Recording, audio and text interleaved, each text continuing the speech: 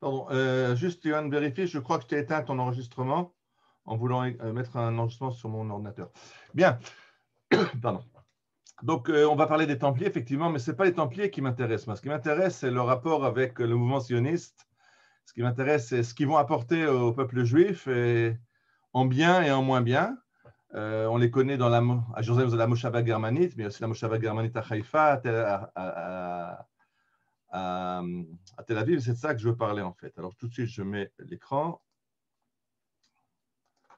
Voilà. Et voilà.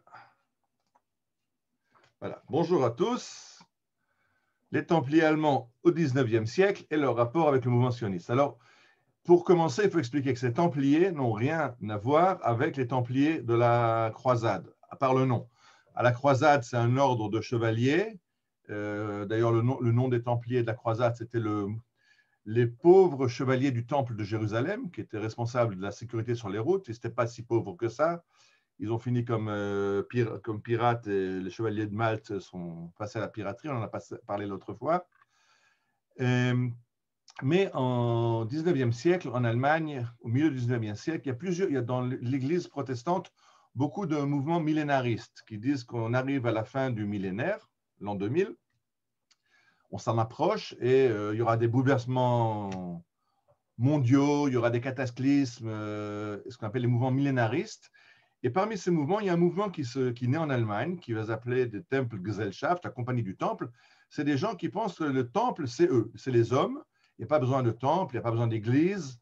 Ils font bien sûr scission de l'église luthérienne traditionnelle, qui va les mettre au banc de l'église. Ils vont être chassés de l'église luthérienne.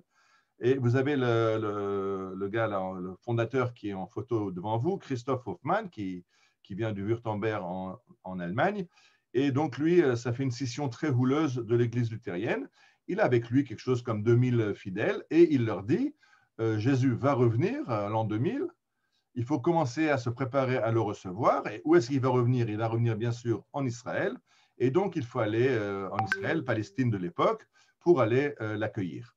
Et donc, ils s'organisent, mais allemand comme allemand, c'est pas qu'on décide sur un coup de tête et on part. Ils envoient d'abord 4 explorateurs qui vont faire un rapport, qui vont comprendre que c'est pas facile. Les explorateurs, c'est lui, David Erdag, c'est encore 2 autres qui vont voir un petit peu qu'est-ce qu'on peut cultiver en Israël, qu'est-ce qu'il faut comme permis de construire, comme permis de s'installer pour acquérir des terrains, etc. Et en fait, ça va leur prendre plus de 10 ans pour venir. Tant qu'ils règlent les problèmes, qu'ils comprennent comment faire, etc., ça va prendre le temps que ça va prendre. Mais finalement, les premiers Templiers, les premiers gens de ce groupe, en 1861, en ont marre d'attendre. Ils prennent la route et 4 familles viennent s'installer toutes seules en Israël. Après, il y en a d'autres qui vont se joindre. Ils seront au total 26. Juste que vous compreniez, sur ces 26, 24 vont mourir de maladies, de conditions terribles en Israël de l'époque, et 4 vont survivre et vont se joindre au mouvement quand la grande arrivée des Templiers va arriver, et ça sera en 1868. Donc en 1868, ils prennent la route. Ils sont passés par Constantinople, ils sont allés parler avec les autorités ottomanes pour avoir les permis de s'installer en Israël. Ils passent par Beyrouth au Liban, et là-bas, le consul allemand est très clair. N'allez pas à Jérusalem et n'allez pas à Nazareth. Parce que les 2 endroits qui les intéressent, c'est bien sûr Jérusalem, ville sainte, et pour eux le tombeau de Jésus, et Nazareth, qui est l'endroit où il a grandi. Et le consul allemand à Beyrouth leur dit les Ottomans ont très très peur d'une mainmise sur la Palestine, des Juifs, des chrétiens. Donc, n'allez pas chercher des problèmes. Mettez-vous en endroit neutre, et c'est comme ça qu'ils décident de s'installer à Haïfa. Haïfa, à l'époque, c'est un petit village de pêcheurs, un petit village, un havre de pirates. Et c'est là-bas qu'ils s'installent dans leur première colonie en 1868. Alors voilà de quoi ça a l'air. Voilà une vue de la baie de Haïfa. Vous avez les bateaux dans la baie de Haïfa et regardez les maisons. Bon, c'est à l'allemande. C'est une rue tout droite avec les maisons à droite et à gauche, avec les terrains agricoles juste à côté. En fait, ça va être assez difficile pour eux de faire l'agriculture à Haïfa. Les terrains ne sont pas tellement adaptés. Certains vivront de la pêche, d'autres sont artisans, ils vont ouvrir des ateliers de mécanique et différents travaux. L'agriculture, le terrain de Haïfa ne s'y prête pas tellement bien. Mais ils font aussi un petit peu d'agriculture à Haïfa. Au début, ils s'installent dans des maisons, comme les Arabes, des maisons à toit plat. C'est qu'en Israël, il y a un avantage avec le toit plat. Le toit en pente, il vient d'Europe pour que la neige puisse glisser. Ce n'est pas tellement le problème en Israël. Sur un toit plat, au contraire, on peut faire sécher les fruits, on peut prendre le thé le soir quand il fait bon et que le vent souffle dehors. Mais ils ont des problèmes d'étanchéification de leur toit et finalement, ils vont amener des briques de Marseille. Et vous voyez qu'il y a une partie des maisons sur l'image qui commencent à avoir les toits en tuiles comme ils connaissent d'Europe. Aujourd'hui, c'est des routes Ben Gurion, ceux qui connaissent à l'entrée de Haïfa, en dessous des jardins Bahaï. Le village de Haïfa lui-même est un petit peu plus à droite de l'image. Donc, ils ont leur quartier à eux.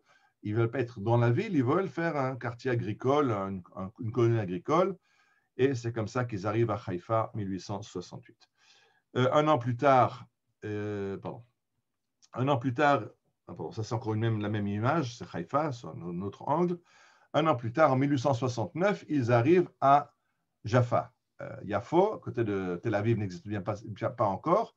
Donc, à côté de la ville de Yafo, ils construisent un quartier qui va être la Moshava germanite, le quartier allemand. Il y a une erreur, ça c'est une carte postale qu'ils envoient en Europe. Il y a une erreur, c'est pas Sarona. Zarona, comme ils l'appellent, c'est pas à côté de Jaffa, c'est à côté de la Kiria. C'est beaucoup plus au centre, c'est à 4 km de là. Ça va être une Moshava qui va être créée plus tard. Mais donc, d'abord, on a Haïfa et après, on a cette Moshava à Yafo. Pourquoi les Templiers s'installent à Yafo? Tout simplement parce que quand ils arrivent en Israël, ils sont dirigés par deux chefs, par Christoph Hoffmann, que vous avez vu, qui est l'idéologue de ce mouvement chrétien, et un autre qui s'appelle David Herdag, qui lui est un gars qui a les pieds sur terre et qui gère les affaires matérielles de la communauté. Ils ne s'entendent pas les deux, parce que David Herdag, par exemple, il essaie de faire des miracles, et il essaie des dons de guérisseurs.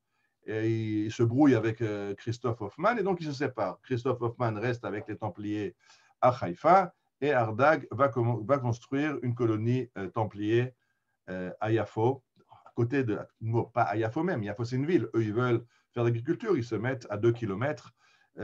Aujourd'hui c'est à côté de Neve Tzedek.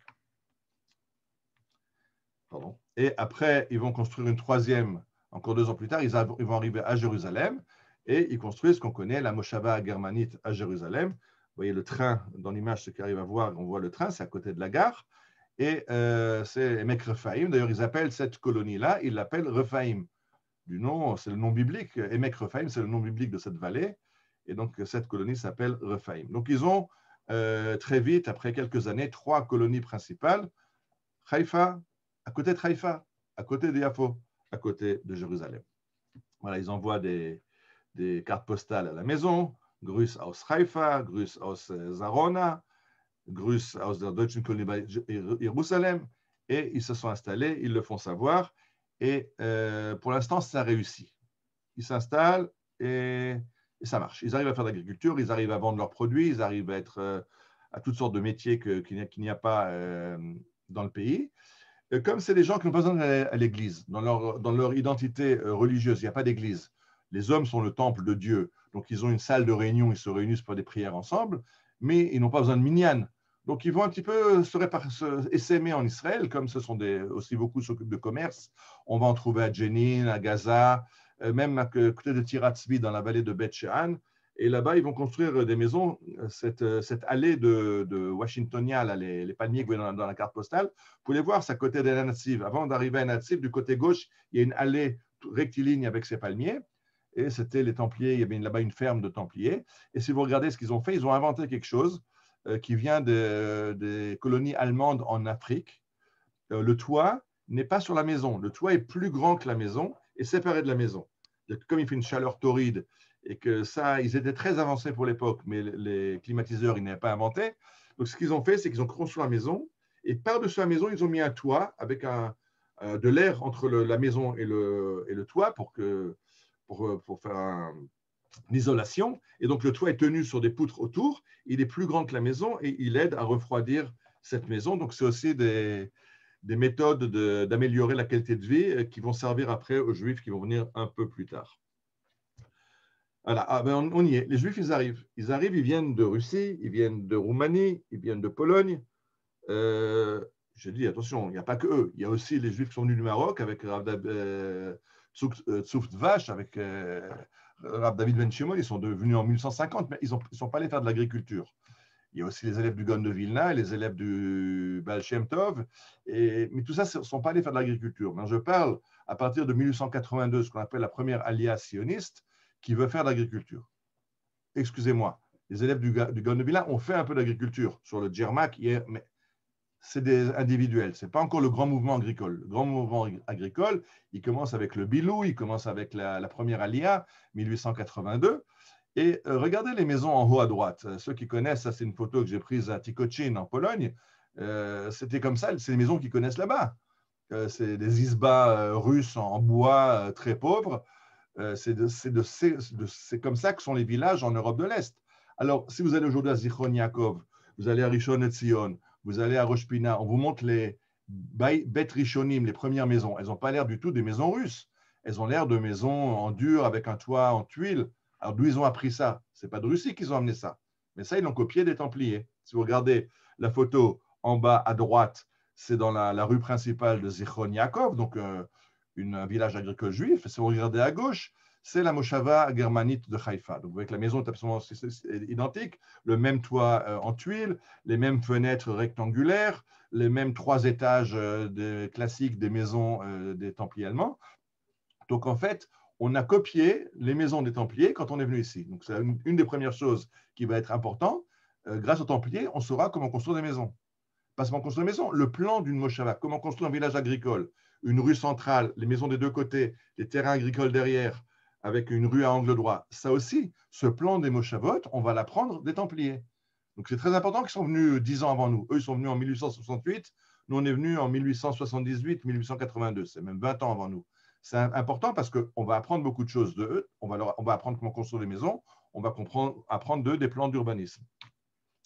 On va de nouveau regarder, j'ai fait un comparatif.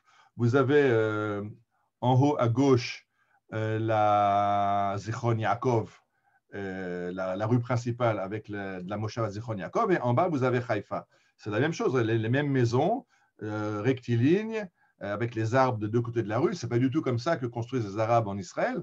Donc, c'est très clair que les gens de Zichron Yaakov ont appris des Templiers de Haïfa. Et de nouveau, à droite, vous avez Rehovot, même chose. Ces maisons style Templier.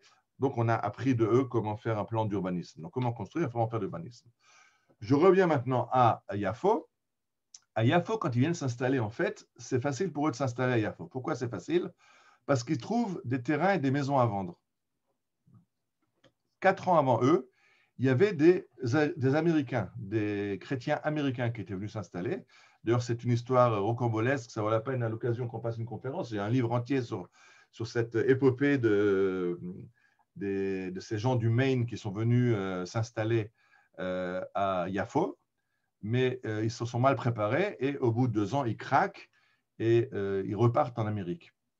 Et donc, les Arabes rachètent leurs maisons et vont les revendre aux Templiers qui cherchent à acquérir des terrains et des maisons. Et donc, en fait, la Moshava des Templiers allemands à Yafo, la Moshava germanite de Yafo, elle est construite sur les maisons de la Moshava américaine, ce qu'on appelait la Moshava américaite.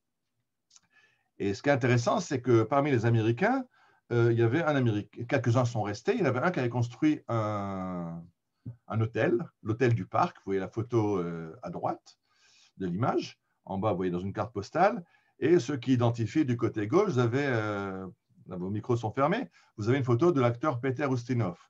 Pourquoi Peter Ustinov se retrouve là? Parce que cet hôtel du parc a été construit par son grand-père, le baron von Ustinov, qui arrive de Russie. En Russie, je rappelle, les chrétiens sont orthodoxes, l'église russe orthodoxe, et le grand-père Ustinov se convertit au protestantisme et va rejoindre les colons américains à Yafo. Il construit cet hôtel du parc, et vous voyez sur la carte postale, résidence de leur majesté impériale, l'empereur Guillaume II et l'impératrice Augusta Victoria.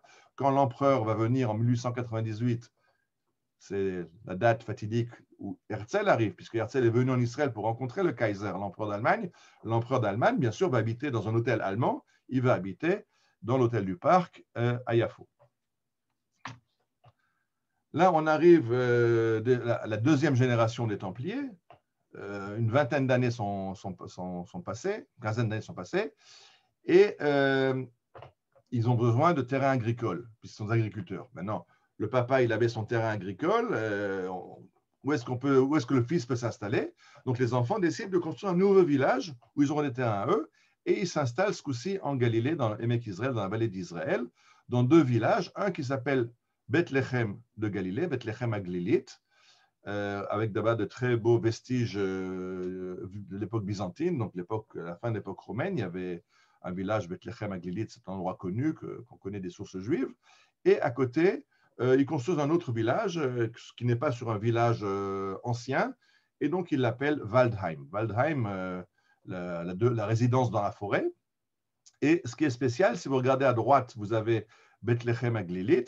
Ce que vous voyez, cette maison, c'est Beth Ha'am, c'est le centre communautaire, qui n'est pas une église, je le rappelle, ils n'ont pas besoin d'église. À gauche, par contre, à Waldheim, vous voyez qu'il y a une église. La première fois qu'on voit une église dans une communauté de Templiers allemands, parce que au bout de certain temps, certains se disent, en fait, pourquoi pas revenir dans le giron de l'église luthérienne, redeviennent luthériens et construisent une église. C'est d'ailleurs pour ça qu'ils se séparent entre Bethléem, Aglilit et Waldheim.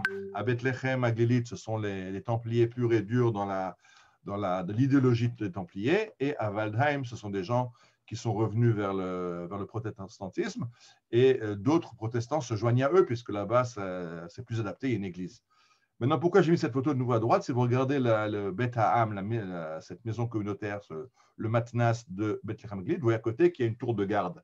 Le donjon que vous voyez à côté avec une sirène au-dessus, c'était le château d'eau. Donc, de nouveau, ils innovent. À l'époque, en Israël, en Palestine turque de l'époque, il n'y a pas d'eau courante. Il y a là où il y a des sources, c'est formidable, on va à la source. Là, il n'y a pas de source, il y a des fois des pluies. Et quand il n'y a pas de pluie et pas de source, il y a des citernes d'eau. On récupère l'eau de pluie de l'hiver et il faut la puiser et l'amener. Les premiers qui vont construire un château d'eau, c'est les Allemands. Ils ont l'habitude d'eau courante en Allemagne et ils vont amener le château d'eau, ce qui va être après copié. Le second château d'eau, le premier château d'eau juif d'Israël, va être à Zichron Yaakov, donc très proche de Bethléem Aglilit. Les Juifs qui s'installent à Zichron Yaakov vont dire au baron de Rothschild, nous aussi on voudrait bien l'eau courante, et le baron de Rothschild va leur payer un château d'eau. D'ailleurs, ceux qui connaissent à Zichron Yaakov, quand on commence la visite au sommet de la rue principale, la rue piétonnière, au sommet, il y a la Brechat Binyamin, bien sûr, tout ce qui était donné par Rothschild porte le nom de Rothschild. Edmond de Rothschild s'appelle Binyamin de Rothschild. Binyamina, le village porte son nom. Et donc, on a Brechat Binyamin, ce château d'eau qui a été fondé par le baron de Rothschild pour Zichron Yaakov. Mais de nouveau, c'est copié des Templiers. Alors, qu'est-ce qu'ils nous ont déjà apporté à nous en tant que juifs sionistes? Ils nous ont amené la construction, ils nous ont donné le plan d'urbanisme et ils nous donnent l'eau courante. C'est déjà pas mal. Continuons. Voilà la carte. On peut voir où est-ce qu'ils s'installent. Alors, vous avez la carte Jérusalem. On va commencer dans l'ordre. Haïfa, 1868. À Yafo, 1869. J'ai dit après le schisme entre Herdag et Christoph Hoffmann. Après, il y aura Jérusalem. Et il y aura encore 3 autres villages. J'ai parlé de Waldheim et de Bethléem de Galilée en 1906-1908. Je n'ai pas parlé de Wilhelma. Wilhelma, c'est près de l'aéroport. C'est un village qui s'appelle aujourd'hui Bnei Atarot. Et nouveau, dans tous ces villages templiers, vous avez les maisons des templiers. Vous pouvez les voir quand vous êtes à Emek Rephaim à Jérusalem. Vous les voyez quand vous êtes à Yafo, à Haïfa, à Bnei Atarot, Waldheim et Bethléem de Galilée. En plus, il y a des fermes individuelles, comme j'ai dit, près de Tiratzvi, près de Jenin, des fermes individuelles. Pourquoi le village, près de Yafo s'appelle Wilhelma? Du nom du roi. Ne confondez pas. Tout à l'heure, j'ai parlé de l'empereur Guillaume II d'Allemagne qui peut venir en Israël, il va rencontrer Théodore Herzl. Ça, c'était le Kaiser Wilhelm II, l'empereur Guillaume II. Mais eux, ces Templiers viennent du Wurtemberg. Et dans le Wurtemberg, à l'époque, l'Allemagne, ce sont des États indépendants confédérés. Et dans l'État du Wurtemberg, il y a un roi, le König Wilhelm II. Donc, c'est le roi Guillaume II du Wurtemberg, donc c'est le roi aux Templiers, ce n'est pas le Kaiser qui est l'empereur de tous les Allemands. Juste pour pas mélanger. Mais le Kaiser, l'empereur de tous les Allemands, il arrive, comme j'ai dit, en 1898. Alors vous avez en haut à gauche la carte postale, les grandes visites. Il y a l'entente des trois empereurs. Vous avez l'empereur turc ottoman Abdelhamid qui est au sommet. Vous avez l'empereur Guillaume II d'Autriche en bas, Guillaume II d'Allemagne, de Prusse en bas à gauche, et à droite Franz Joseph, l'empereur de l'Empire austro-hongrois. Alors, quand il arrive, ils vont visiter le Harabait. Vous le voyez devant le dôme doré du son du temple. Vous voyez, c'est un peu dur, la photo est un peu petite, mais on voit les Allemands avec leur tenue coloniale qui visitent. Et à droite, c'est à Jérusalem. Ils sont accueillis en grande pompe par les Templiers allemands. Vous comprenez, ce n'est pas tous les jours que ces gens qui ont été éjectés de leur église en Allemagne, qui ont été un peu mis au banc de la société allemande, ont l'occasion de recevoir leur Kaiser à Jérusalem. Donc, ils se mettent sur leur 31, vous voyez qu'ils sont en habits de fête, les femmes avec leurs ombrelles et leurs crinolines, les hommes avec leurs chapeaux de forme, et ils attendent le Kaiser. La rue est pavée et pavoisée, c'est dans Emek Rephaim. Attention, il n'y a pas que les Allemands qui ont un Kaiser. Et nous, les Juifs, c'est aussi notre Kaiser. On a quand même pas mal de Juifs qui habitent dans l'Empire allemand. Et les Juifs aussi, si vous voyez à droite, on lui fait un arc de triomphe.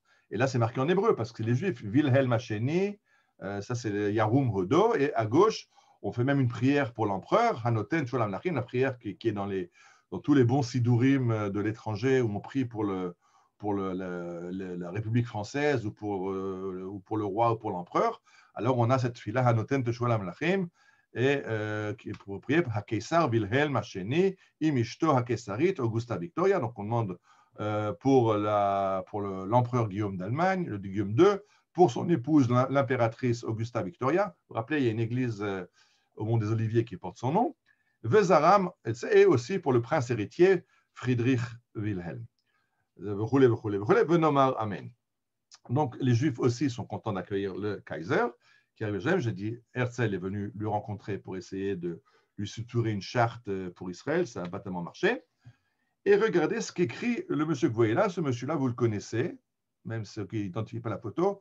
Il y a des rues partout à son nom, Jérusalem, surtout Jérusalem et Petar Tikva, Yoel Moshe Salomon. Yoel Moshe Salomon, qui est un juif qui fait partie des Talmidei Gaon, ces juifs qui sont venus parce que le Gaon de Vilna leur a dit qu'il faut venir en Israël, c'est la fin de l'exil, il faut retourner en Eretz Israël. Yoel Moshe Salomon, il a un journal, et regardez ce qu'il écrit dans le journal en 1877. שמנו ליבנו גם על הקולוניות אשר עשדו זה כמו 7 שנים האשכנזים. Regardez ces colonies agricoles que les Allemands ont construites il y a environ 7 ans. Ces gens du Wurtemberg, ils ne sont pas de chez nous, hein, mais ce n'est pas des Juifs. Ubatiem benuyot bemishtar nae, ils ont des belles maisons, comme dans les villes en Europe, avec des rues larges, avec des bâtiments magnifiques, à tel point que quelqu'un qui se promène dans leur rue en vient à oublier qu'il est dans un pays à l'abandon et il a l'impression de se retrouver en Europe, dans l'Europe développée.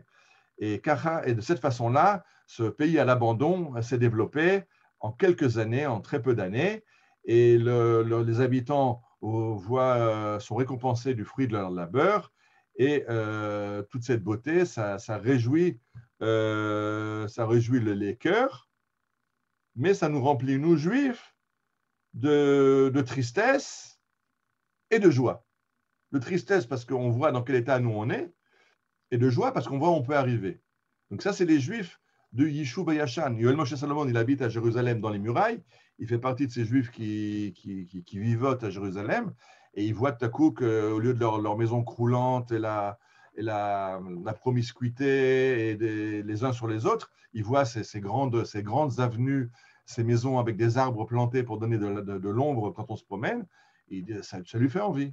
Mais Moshe Salomon, en 1878, c'est-à-dire 1 an après qu'il écrit ça dans le journal, il prend son cheval et il va aller près de Tel Aviv, créer un nouveau village. Vous connaissez lequel? Il y a une chanson.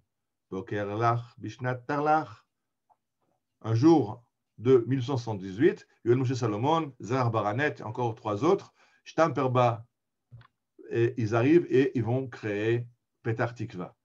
Donc, Petar Tikva, qui est la première Moshava, c'est encore avant l'Aliyah de 1882. J'ai parlé de la première Aliyah sioniste, 1882, Zichron Yaakov, Rishon Tzion, mais on oublie qu'avant les pionniers qui sont venus de Russie, qui sont venus de Roumanie, les Juifs de Jérusalem sont sortis des murailles et ont construit un village agricole à Petar Tikva.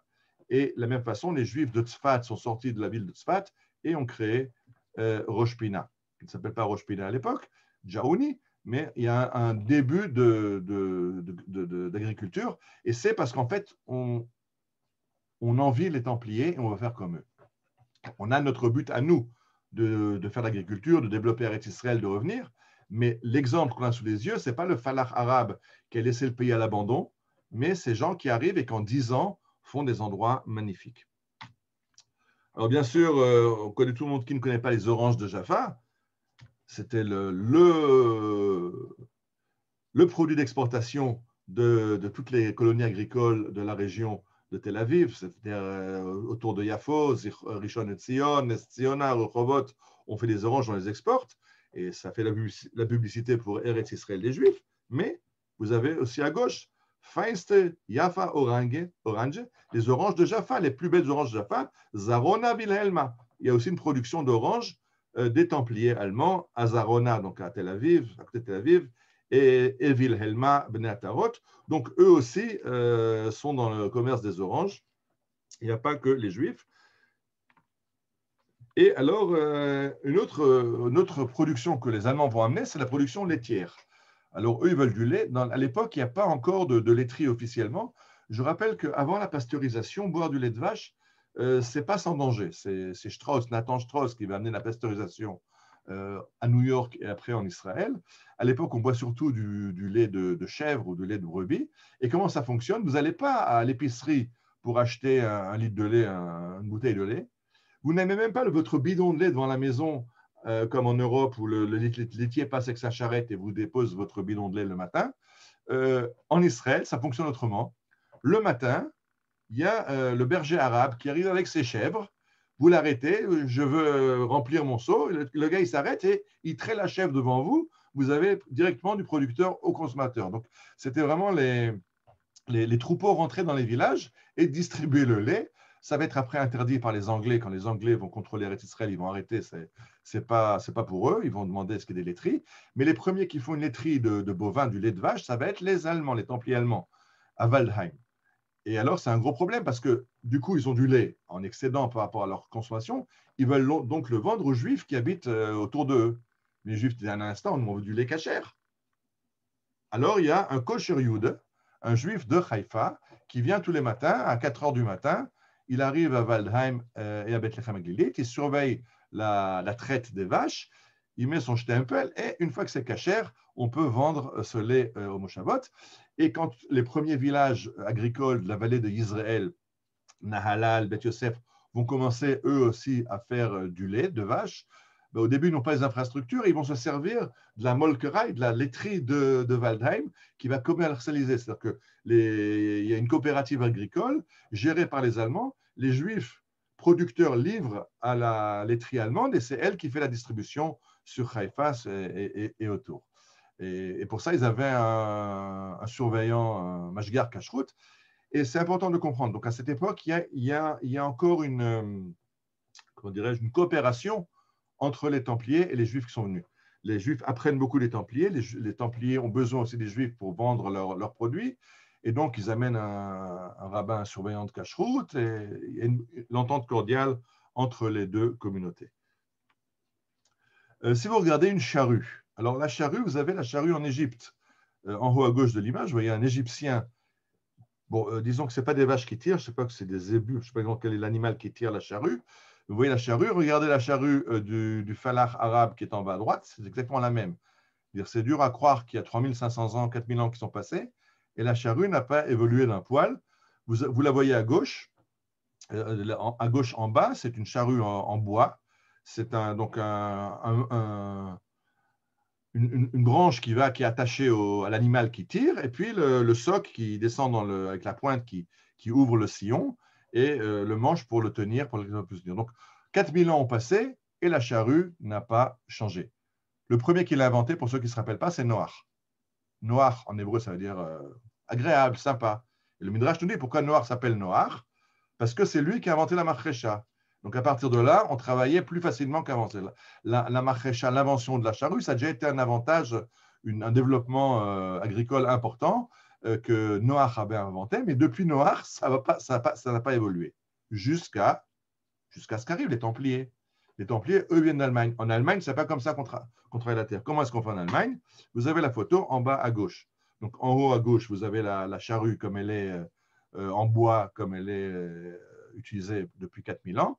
Et en bas, vous avez la charrue comme elle vient d'Allemagne, en métal, tirée par un cheval. Et le paysan, il n'est pas en train d'appuyer sur la charrue, c'est le poids de la charrue qui l'enfonce dans le sol. Lui, il a juste à tenir les rênes et à guider le cheval. Maintenant, regardez ce qui se passe. Ceux qui arrivent à voir dans l'image, regardez la profondeur du sillon. Ça fait un sillon énorme, très profond. C'est génial. Plus le sillon est profond, plus on peut bien mettre les graines. C'est génial, mais c'est génial dans le Wurtemberg. Ce n'est pas du tout génial en Eretz Israël. Quand vous faites un sillon comme ça aussi profond, ben, la terre va s'assécher, puisque la terre est ouverte au ciel, il fait chaud, le peu d'humidité qu'il y a dans la terre va s'évaporer, la terre va être sèche et rien ne va pousser. Les graines n'auront plus l'humidité nécessaire pour pouvoir germer. Donc, ils sont venus avec des très bonnes technologies agricoles, mais très bonnes pour le Wurtemberg, pas bonnes pour Israël. Et là, c'est là que le Yiddishkopf, la tête juive, va marcher. Et vous voyez à droite la charrue que les villageois juifs vont inventer. Si vous regardez à gauche la charrue en bois, et regardez à droite la charrue juive, c'est exactement la même, sauf que les juifs vont dire on va la faire en métal. Parce que quand vous faites votre sillon avec une charrue en bois, comme le font les fellers, tous les quelques centaines de mètres, elle casse. Elle rencontre des rochers, des pierres, et elle est cassée, il faut réparer. Si on la fait en métal, ben, ça ne va pas casser. Donc, c'est beaucoup plus efficace. De notre côté, on va la faire légère pour que le sillon ne soit pas trop profond, pour ne pas assécher la terre. C'est très intéressant parce que cette charrue que vous voyez ici, elle est au musée de Zichron Yaakov, pardon, de Rishon LeZion. Et là-bas, il y a deux étiquettes pour expliquer ce que vous voyez. Il y a marqué Amachresha à Yehudit, et en dessous, il y a marqué Amachresha à Arabit, la charrue juive, et en dessous, la charrue arabe. Pourquoi? Parce que les Juifs, ils ont pris une charrue arabe, ils l'ont en bois, ils l'ont améliorée en la faisant en métal, comme faisaient les Allemands. Donc les Allemands, les Arabes locaux, les Falachim, ils ont dit « Ah, c'est la charrue des Juifs ». Les Juifs qui avaient copié ça, le modèle, pas des Allemands, mais des Arabes, ont dit « C'est la charrue arabe ». Ça, c'est la charrue arabe revue et améliorée par les Juifs. Donc voilà, on a une symbiose entre le Falach arabe, le paysan du Wurtemberg et finalement le paysan juif qui va développer les outils adaptés à Eretz Israël. Les Allemands ne sont pas que agriculteurs. Ils vont commencer aussi les industries d'Israël. Ils vont amener des machines. Ils vont travailler le métal, tout ce qui est pour l'eau. Après avoir mis les châteaux d'eau, ils vont installer les tuyauteries, les pompes, les moteurs qui vont faire marcher les pompes. Et même, ils vont travailler au chemin de fer. C'est l'époque où on construit le chemin de fer ce qu'on appelle Rakevet HaEmek, cet embranchement de chemin de fer qui va depuis le bord du lac de Tibériade jusqu'à Haïfa, et après se branche sur le chemin de fer qui va à la Mecque, de Constantinople à la Mecque. Alors, l'ingénieur en chef, c'est un Allemand qui s'appelle Heinrich August Meissner, vous le voyez à droite. Lui, il n'est pas templier. C'est un Allemand ingénieur qui travaille pour le sultan. Mais lui, quand il arrive et qu'il va faire cet embranchement en Israël, il va bien sûr employer les templiers. Et de nombreux templiers seront dans le travail pour le chemin de fer, pour calculer, pour poser les rails, etc. Donc, ils s'occupent dans un tas de domaines, pas seulement dans l'agriculture. Il y aura des architectes, il y aura des ingénieurs, il y aura des spécialistes de l'eau, il y aura des mécaniciens. Et ils ont énormément fait avancer Eretz Israël, puisque ce sont des corps de métier qui n'existaient pas avant qu'arrivent ces templiers allemands. Arrive la Première Guerre mondiale. La Première Guerre mondiale, c'est une catastrophe pour les Templiers, puisque les Allemands, qui sont alliés aux Turcs, vont perdre la guerre et que c'est les Anglais qui vont la gagner. Donc, on se rappelle que la Première Guerre mondiale, les Allemands se battent ici, que le commandant en chef des troupes turques de Palestine s'appelle Kress von Kressestein. Et je vais vous dire, il n'est pas né à Constantinople. Les Allemands aident leurs alliés turcs à contenir les Anglais. il y aura 200 et quelques unités aériennes bavaroises qui campent à Merchavia, à Foula. Et donc, il y a des avions, ils amènent toute la technologie militaire. Ça ne va pas aider. Vous voyez en bas à droite, vous voyez les défenses turques le long du canal de Suez. Ils mettent des canons pour empêcher les Anglais de traverser le canal de Suez. Il y a marqué en allemand Der Kampf den Suez-Canal, la bataille du canal de Suez. Il y a le drapeau turc, il y a Jamal Pacha, mais ils ont perdu la guerre. Et quand les Anglais arrivent, ben, ils disent ces Templiers-là allemands sont des Allemands, donc ils sont contre nous, c'est des ennemis. Ils les prennent et ils les déportent en Égypte. Et vous les voyez en bas dans un camp de prisonniers en Égypte, bien qu'ils ne sont pas soldats, ce sont des agriculteurs, mais ce sont citoyens non. Les Anglais ont très très peur d'une cinquième colonne. En fait, ils n'ont pas peur d'une cinquième colonne parce que cinquième colonne, ça sera la guerre d'Espagne. Ce mot n'existe pas encore. Mais ils ont peur de laisser des Templiers sur leurs arrières et ils les envoient dans des camps de prisonniers en Égypte. Et bien sûr, ils détruisent leur colonie agricole. Ils vont prendre leurs bêtes ou pour transporter leur matériel, si c'est des bêtes de trait, ou ils vont les manger, ils vont piller leur récolte, ils vont utiliser le bois de leur maison. Enfin, ils vont un petit peu tout dévaster. Après la guerre, ils les ramèneront, ils les dédommageront. Mais à ce moment-là, pour les Templiers, c'est une catastrophe ce qui se passe à la Première Guerre mondiale. Et vous avez là le grand hôtel, l'hôtel Al-Hayat de Elouane, c'est près du Caire, à côté des pyramides. Et c'est l'hôtel où sont logés une partie des Templiers allemands. Une partie sont dans les camps en toile et une partie sont logés à l'hôtel Al-Hayat du Caire. Ça devient la Moshava Gamadi. Il y a à côté une église, la gauche, je ne sais pas si ça a un rapport, si c'était construit par eux ou pas, je ne sais pas quel rapport cette église. En tout cas, ils sont en Égypte à peu près jusqu'en 1921, où ils pourront revenir en Eretz Israël. Ils reviennent, les Anglais les dédommagent, ils recommencent, ils reconstruisent. En 1931, vous voyez le Zeppelin allemand qui survole Jérusalem. Donc les Allemands, c'est de la technologie, c'est quand même une situation très avancée. Les Templiers allemands sont contents de voir que un bon jour de la maison, les Allemands montrent leur force technologique, leur prouesse technologique, et le Zeppelin, bien sûr, survolait Jérusalem. Mais ça, c'est en 1931. 2 ans plus tard, il se passe quelque chose en Allemagne. Il se passe quelque chose en Allemagne, c'est la montée du nazisme. Et ce qui va se passer, c'est que beaucoup d'Allemands, des Templiers allemands dans les colonies allemandes en Palestine, vont devenir nazis. Ils sont très nationalistes. C'est la 3e génération. C'est les petits-fils de ceux qui sont venus avec Christoph Hoffmann et Herdag. Pas David Herdag, tout à l'heure, c'est Georg Herdag. Et cette 3e génération devient nazie. Alors, vous voyez l'hôtel Fast. Quelqu'un sait où c'est l'hôtel Fast? Ça se trouve à Jérusalem, au coin de Yafo. Quand vous êtes en face du Dan abandonné, en face de la mairie, le bâtiment qui est à droite de l'image, c'est la mairie de Jérusalem. De l'autre côté de la rue, là où il y a la banque Discount, il y avait l'hôtel Fast. Et vous voyez que le drapeau à croix gammée flotte sur le bâtiment. Il y a le drapeau anglais aussi, d'ailleurs, le Union Jack, puisque on est à l'époque en Palestine sous mandat britannique. Les Anglais, ça les dérange. Et à droite, vous avez le drapeau à croix gammée et le drapeau allemand, les 3 bandes du drapeau allemand.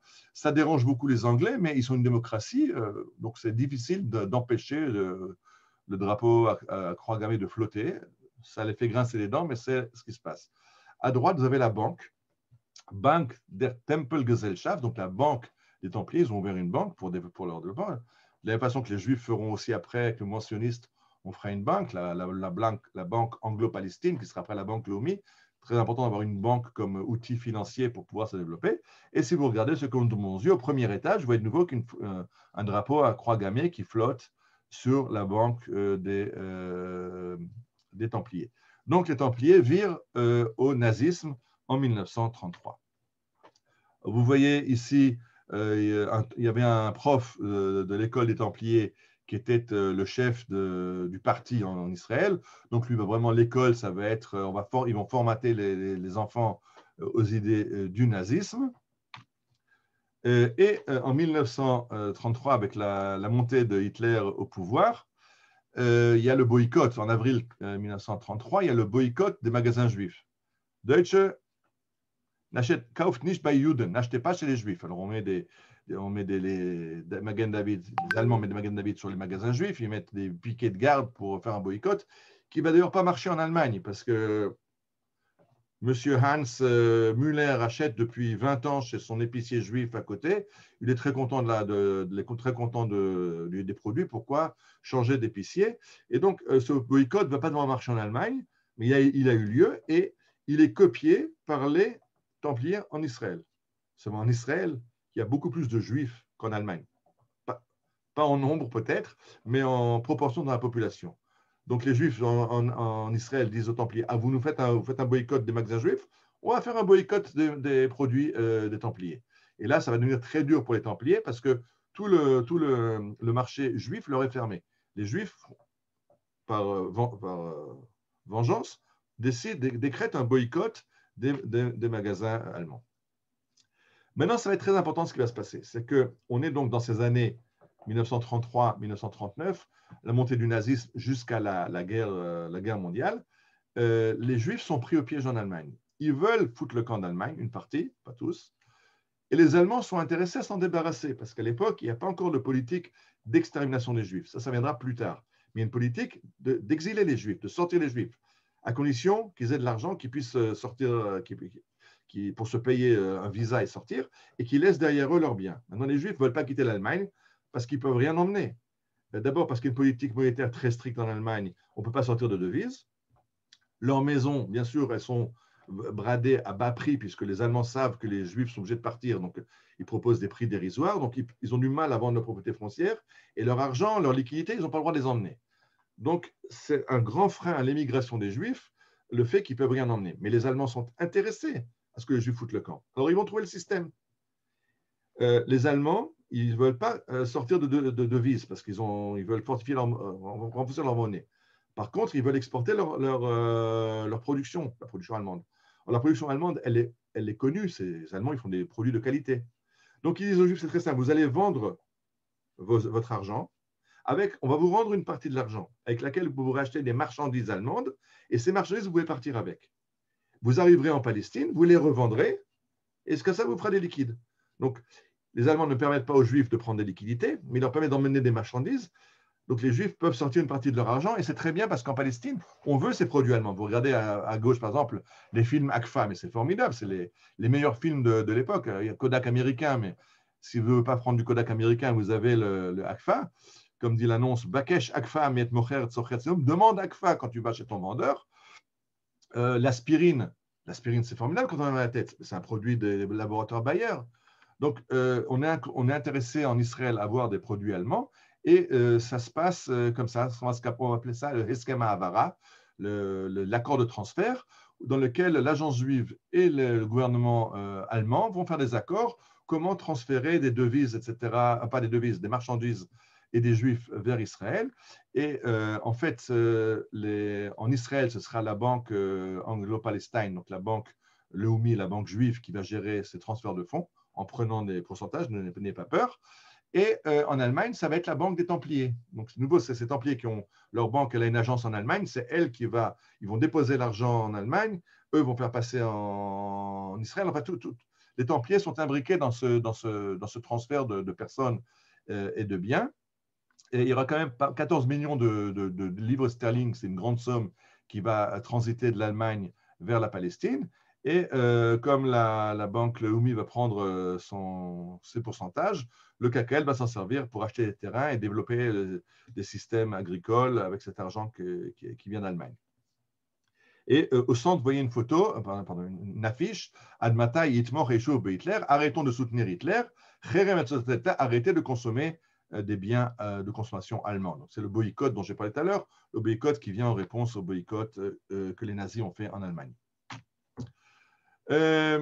Les Allemands sont intéressés à chasser les Juifs d'Allemagne. Pour l'instant, ils ne veulent pas encore les massacrer, ils veulent les chasser. Ils y voient un intérêt, d'abord parce qu'ils peuvent garder leurs biens. Ils chassent les Juifs, mais ils gardent leur argent. Ils s'en débarrassent, donc c'est bien. Les Juifs, ils veulent partir. Et ce qui est intéressant, c'est qu'un Juif qui a 1000 livres sterling reçoit un certificat. C'est que les Anglais livraient des certificats. Et c'est très dur d'avoir un certificat, mais si vous avez un certain pécule, vous recevez un certificat en surnombre. Parce que les Anglais ont très très peur, officiellement, qu'il y ait trop de Juifs qu'il faut aider financièrement et que le niveau de vie va baisser en Palestine. Mais si les Juifs viennent avec de l'argent, c'est très bien. Donc, les Anglais vont encourager ce transfert de Juifs quand ils viennent avec de l'argent. Donc, d'un côté, les Allemands vont se débarrasser, les Juifs veulent venir, et l'argent arrive en Israël. Donc, chacun y trouve son avantage. Pour les Anglais aussi, ces Juifs arrivent d'Allemagne, ils ont fait des études universitaires, il y a des ingénieurs, il y a des médecins, il y a des astronomes. C'est important pour eux, ça va développer Israël. Donc, tout le monde est content. Les Allemands sont contents de chasser les Juifs sont contents de partir, et les Anglais sont contents de les voir venir en Eretz Israël. Tout le monde est content. Et c'est les Heskemei Havara, les accords de transfert. En 1937 arrive quelqu'un de sinistre mémoire, vous voyez sa photo à droite, pour ceux qui ne le reconnaissent pas, Adolf Eichmann. Adolf Eichmann qui vient rencontrer les Templiers pour comprendre un peu qui sont les Juifs. Il va être après le directeur du département juif, il faut qu'il comprenne un peu de quoi il s'agit, et donc il va venir à Haïfa. Les Anglais finalement ne vont pas les laisser débarquer, ils auront droit d'être une nuit à Haïfa et de rembarquer, de foutre le camp. Mais il y a eu cet effort des Allemands nazis de prendre le contact avec les Templiers en Allemagne, en Israël, pour mieux comprendre de quoi il s'agit et pour tisser des liens avec la population arabe d'Israël. Je n'ai pas la photo, c'est pardon. J'ai cette photo-là. Je pense que certains d'entre vous connaissent, ont connu Noach Kliger, Zichrono Livracha, qui était un survivant d'Auschwitz, de l'Exodus, etc., qui a écrit un livre, La boxe ou la vie. Et pour ceux qui ne se rappellent pas, je vous rappelle que dans le livre, le papa de Noach Kliger a été arrêté par la Gestapo en Belgique, à Bruxelles, et Noach Kliger écrit une lettre pour libérer son père. Il est convoqué à la Gestapo. Il arrive à la Gestapo, il arrive au commandant de la Gestapo à Bruxelles. D'abord, il rigole parce qu'il voit que c'est un jeune homme, il croit que la lettre a été écrite par quelqu'un de sérieux, il voit que c'est un jeune. Et puis, Noach Kliger raconte, je voulais mettre le texte, j'ai pas eu le temps, j'ai oublié de le photographier.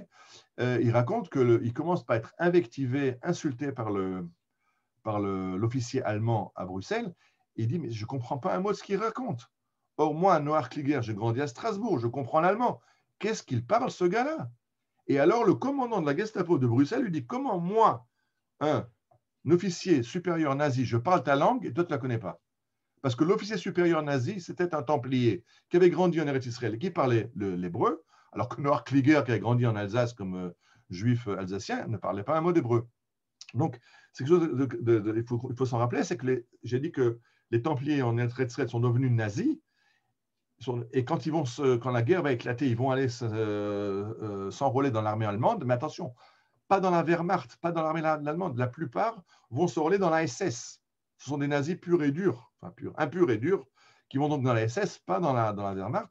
Et c'est comme ça que Noach Kliger rencontre à Bruxelles un officier SS qui venait d'Eretz Israël. Je reviens en arrière. Les Anglais, au début, j'ai expliqué, ils n'avaient pas aimé les symboles nazis, mais il n'y a pas le choix, c'est une démocratie. Par contre, quand l'Angleterre déclare la guerre à l'Allemagne en 1939, alors ils sont sujets d'un pays en guerre. Les Anglais commencent par les arrêter et les confiner dans leur village agricole. À Waldheim et Bethlehem deviennent des centres d'arrestation pour les Templiers allemands, ceux qui ne sont pas allés s'enrôler en Allemagne, ceux qui sont restés en Israël. Et après, en 1940, quand la guerre va vraiment éclater et que les Allemands vont bombarder Londres dans le Blitz, alors les Anglais envoient le Queen Elizabeth, qui est ce paquebot, le plus grand paquebot anglais de l'époque, qui servait pendant la guerre de transport de troupes, et déportent les Templiers allemands en Australie. Et vous les voyez dans le camp de Tatura en Australie. Ça, c'est une photo de 1943. Donc, vous voyez, ils sont bien habillés. On ne leur fait pas de mal, mais ils ont été déportés en Australie par les Anglais. La première femme qu'on va les rencontrer, c'est en 1944, dans des conditions très, très peu sympathiques. Je rappelle que le grand mufti de Jérusalem, Haj Almin Hosseini, un très grand sioniste de l'époque, rencontre Hitler et dit à Hitler, toi tu t'occupes de chasser les Anglais de Palestine, nous on s'occupe de détruire, d'exterminer les Juifs de Palestine. Il avait déjà déterminé où seraient les fours crématoires. Le grand camp d'extermination devait être dans la vallée de Dothan, près de Shrem. Baruch Hashem, les Allemands ne sont pas arrivés en Palestine, mais on a eu peur à l'époque. Il y avait un projet Masada sur le Carmel. Je ne rentre pas dans les détails. Par contre, ce qui va se passer, c'est que le mufti dit au Führer, tu sais quoi, on va former une légion de musulmans dans l'armée allemande. Vous voyez la légion bosniaque qui est passée en revue par le mufti. Et le mufti a une autre idée géniale. On va envoyer des commandos qui vont aller en Palestine, qui vont sauter derrière les lignes anglaises et ils vont faire de la désorganisation, ils vont faire de la propagande pro-allemande au sein des populations arabes, et encore mieux, ils vont empoisonner les puits de Tel Aviv et faire mourir 200 000 juifs dans de l'eau empoisonnée. Et pour cela, il y a un commando qui est formé de parachutistes. Le Havdil Elef Alfei Abdalot, vous rappelez que nous aussi, on était parachutistes dans l'armée anglaise, Rana Sanesh et autres, mais eux, ils viennent pour tuer des civils. Vous voyez à droite les photos de Kurt Wieland, qui est un Templier, Werner Frank, qui est un Templier, un troisième dont je n'ai pas la photo, et encore 2 Arabes. Et donc, ces 5 sinistres personnages arrivent en bombardier Henkel à Yericho, ils sont parachutés à Yericho, et de là, ils ont des sachets, des sacs de poison à jeter dans les sources du Yarkon pour empoisonner toute l'eau qui nourrit Tel Aviv et toute la région. Heureusement pour nous, ils avaient transporté avec eux aussi des pièces d'or pour soudoyer des Arabes. Et ces Arabes ont mis ces pièces d'or en circulation à Yericho. Les Anglais ont vu des pièces d'or qui circulent à Yericho. Ils ont fait leur enquête et ils ont découvert ces 5 sinistres individus et les ont arrêtés. En tout cas, 3. 2 ont réussi à passer entre les mains du filet, mais ils n'ont pas réussi à mener leur opération. Ça s'appelait l'opération Atlas. Bon, je laisse tomber, c'est plus le temps, on est en retard. Une autre fois, on rencontre les Templiers. Il y a en Europe des Juifs de Palestine, donc des Juifs d'Eretz Israël, qui étaient voir leur famille, qui venaient faire des affaires et qui ont été coincés par la guerre mondiale en Europe. Mais ces gens-là ont des passeports British passport. Et quand les Allemands veulent les arrêter, moi je suis citoyen britannique. Et ce que font les Allemands, ils les internent, mais ils ne les envoient pas en déportation. Parce que les Allemands veulent faire des échanges de prisonniers. Ils ont des pilotes tombés derrière les lignes anglaises, ils ont des soldats, et ils veulent donc avoir ils gardent ces civils juifs aussi, juifs et non juifs, qui ont des passeports anglais, des passeports de pays alliés. Ils les gardent comme des échanges, et il y aura des tractations entre les Anglais et les Allemands, sous les auspices d'abord des Américains, et après Pearl Harbor sous les auspices des Suisses. Et il y aura 5 fois des échanges de prisonniers allemands contre les juifs. On va échanger, par exemple, les Anglais vont échanger des juifs d'Eretz Israël, donc qui sont citoyens anglais, contre les Templiers que les Allemands veulent récupérer. Donc, on va échanger, les Templiers allemands sont libérés par les Anglais, retournent en Allemagne, et les Juifs sortis des camps arrivent. Il y a des Juifs de Bergen-Belsen, il y a des Juifs de Vittel. En France, il y avait un camp d'internment pour ces gens-là que les Allemands laissaient de côté comme monnaie d'échange. Et il y a eu quelques centaines de Juifs qui ont été sauvés grâce à ces échanges avec les Templiers. Donc, ce que vous voyez dans l'image en haut à droite, vous voyez la sinistre porte de Auschwitz, Arbeit macht frei, et vous voyez un train qui arrive à la gare de Afula, et c'est en fait une plaque qui est posée à la gare de Afula aujourd'hui encore, et qui raconte cette histoire du fait que le train qui arrive de Constantinople, dans Turquie neutre, Istanbul, arrive et ramène des Juifs libérés des camps contre des Templiers allemands. La guerre est finie. On va passer à l'image d'après. Après la guerre, ces Templiers allemands qui avaient été déportés en Australie par les Anglais reviennent au pays, reviennent en Eretz Israël. Maintenant, imaginez-vous que, il y avait les civils qui étaient déportés en Australie, mais j'ai aussi expliqué que les jeunes se sont engagés dans la SS. Alors, imaginez-vous qu'un rescapé d'Auschwitz arrive le matin à l'épicerie pour acheter son pain et son lében, et puis le gars à côté, il reconnaît dedans un officier du camp d'Auschwitz. Alors, on va leur expliquer aux Templiers, on ne vous veut pas en Eretz Israël, vous n'êtes pas les bienvenus en Eretz Israël, foutez le camp. Et ils ne vont pas comprendre. Alors, on va leur expliquer de façon même les Allemands peuvent comprendre. On va suicider un des chefs des Templiers allemands, il s'appelle Gotthilf Wagner, et on lui tend une embuscade, et en 1946, on l'abat dans les rues de Tel Aviv. Ça va être le premier signe qu'on ne les veut pas en Eretz Israël. Il y aura encore 2 autres qui vont être aussi liquidés en Eretz Israël. Après ça, ils vont comprendre, et les Templiers foutent le camp et quittent Eretz Israël. Ils quittent Eretz Israël, mais ils ont laissé derrière eux des biens. Par exemple, Zarona, le village de Zarona, qui est aujourd'hui la Kiryat de Tel Aviv, là où est le commandant général de l'armée israélienne. Et là-bas, vous voyez à droite les caves à vin, puisqu'ils faisaient du vin, le vin des Templiers. vous voyez les barriques et l'usine, mais le vin, comme il faut que ça soit gardé dans des caves au frais, et que le frais en Israël, il n'y a pas tellement, ils ont fait des caves profondes dans le sol pour pouvoir garder leurs barriques de vin. Et nous, on va s'en servir. Qu'est-ce qu'on va en faire? Vous voyez à droite, en bas, cet avion, les Ouster.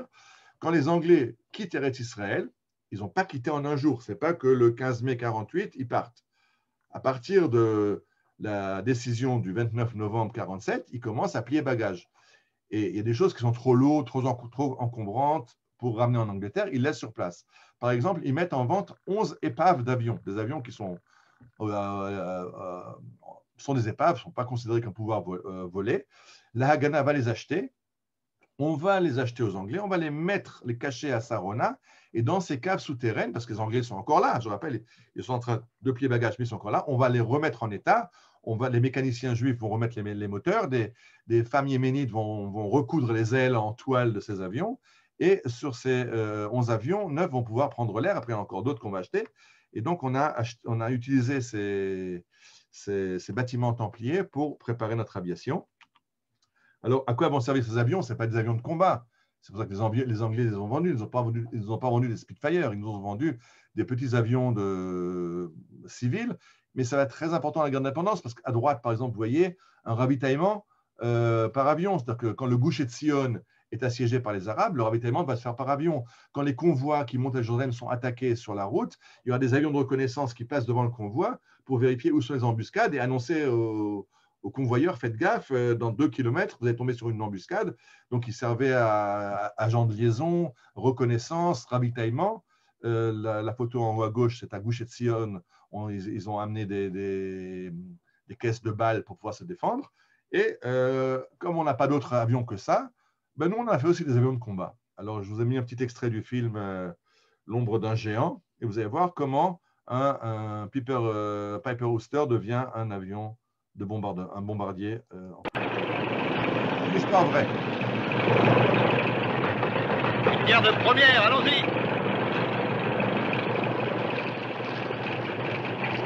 Et dépêchons-nous. Où est-ce faire? Un truc que nous ont enseigné les Stukas durant l'autre guerre. Une sorte de sifflet. Ça fait du boucan en tombant. C'est chouette, comme ça je ne serai pas seul. Je vais poser ça sur le siège, là. Les mitrailleuses de l'avion, c'est sa mitraillette. Où est-ce qu'on fait du pari sur l'autre côté?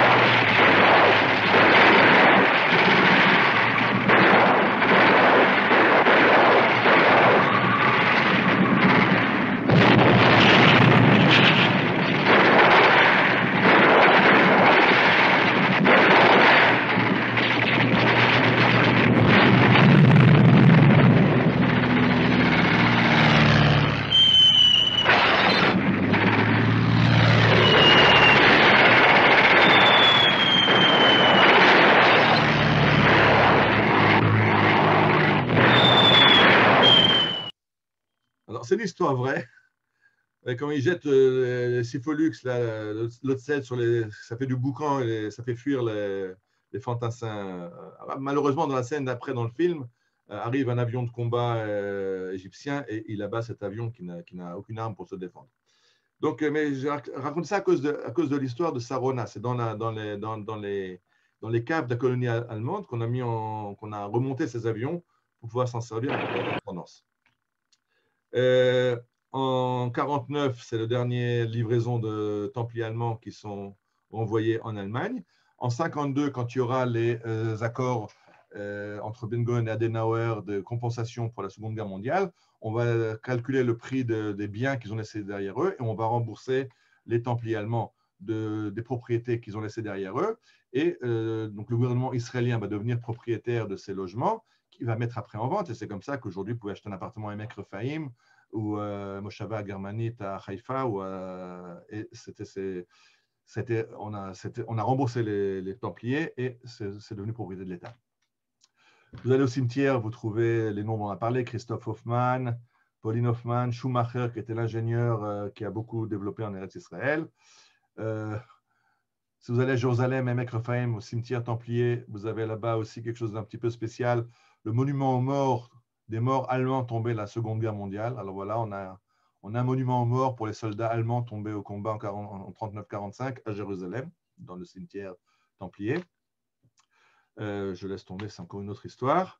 Et cette colonie allemande, Sarona, a été un petit peu déplacée. Aujourd'hui, on en a fait un endroit très, très sympa à Tel Aviv. J'espère qu'on aura l'occasion de faire ensemble une balade et de rentrer dans les souterrains et de parler de ce qu'il y a à voir à Sarona.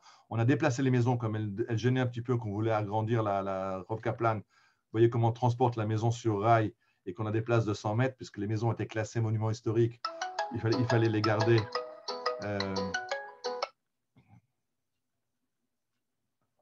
Pardon. Donc, ça, c'est la Sarona à Tel Aviv. J'espère qu'on se promènera. À Jérusalem, une dame qui voulait installer le câble dans sa maison envoie un technicien qui monte dans la mansarde, fait passer le câble depuis l'antenne satellite. Et voilà ce qu'il trouve dans la mansarde de la maison à Emek Rephaim à Jérusalem, les insignes SS et l'uniforme de l'officier qui habitait dans cette maison.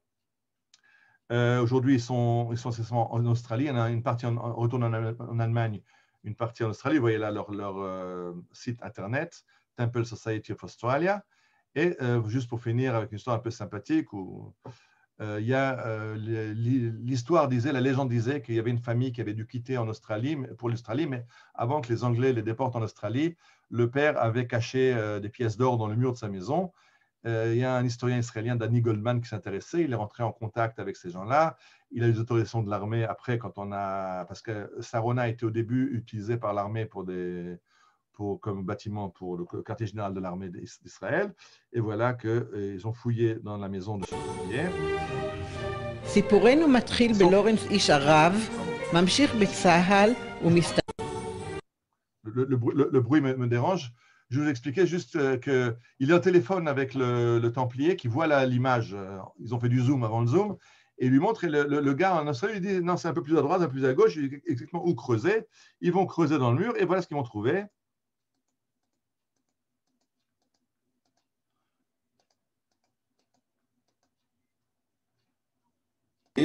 ועשינו את זה בכוונה שם כדי לתת לזה איזשהו שמרוב התרגשו חזרה אבל אף מטבע.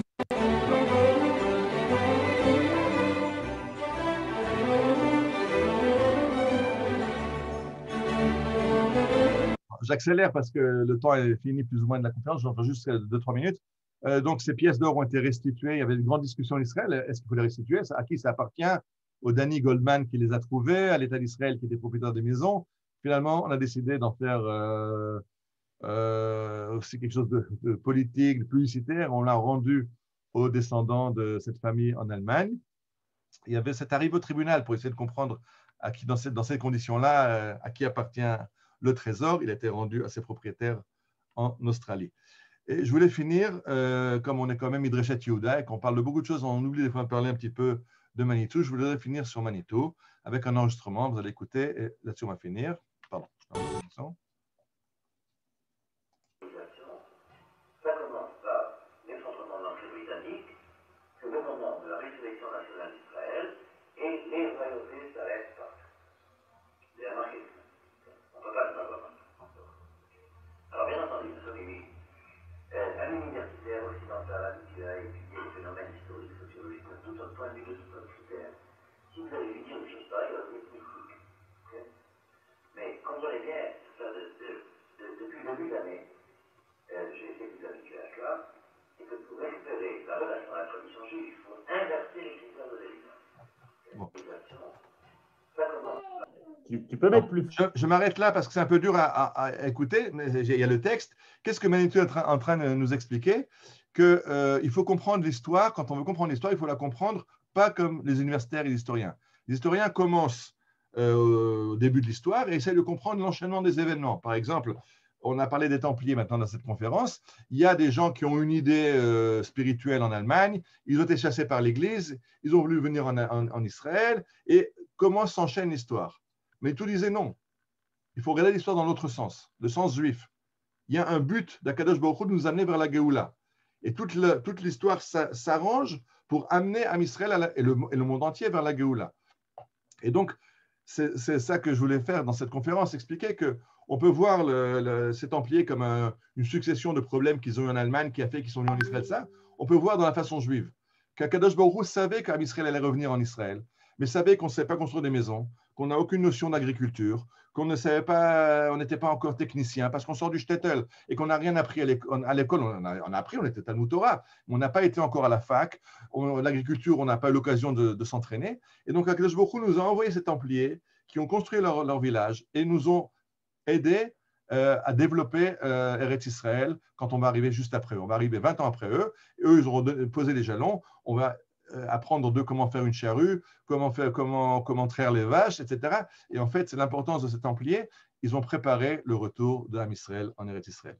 Voilà. Alors, j'ai fini cette conférence et on va ouvrir le micro.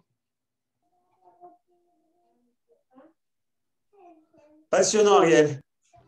Comme d'habitude, c'est à vous, chers amis. Vous pouvez maintenant ouvrir vos micros. Les questions, comment les Templiers nous ont aidés? À vous.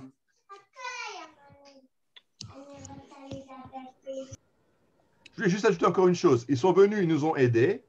Maintenant, il fallait qu'ils partent. On ne peut pas les garder.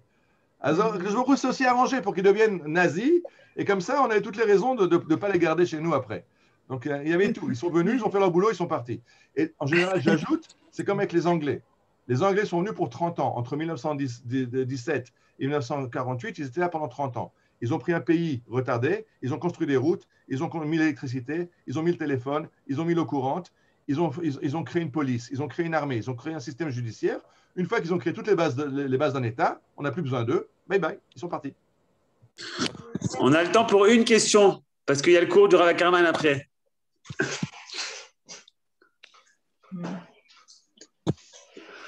Merci beaucoup, Ariel, comme d'habitude. Au revoir. Shabbat shalom. J'espère qu'on aura une visite sur les Moshavot des Templarim. Visiter, parler un peu détaillé sur le terrain, à l'occasion. Est-ce qu'on peut faire une visite bientôt? Ezrat Hashem. Il faut nous mettre au courant. C'est sur Midrashet Yehuda, vous demanderez. Rivka voulait faire une balade la semaine prochaine. Malheureusement, moi, je suis à Eilat.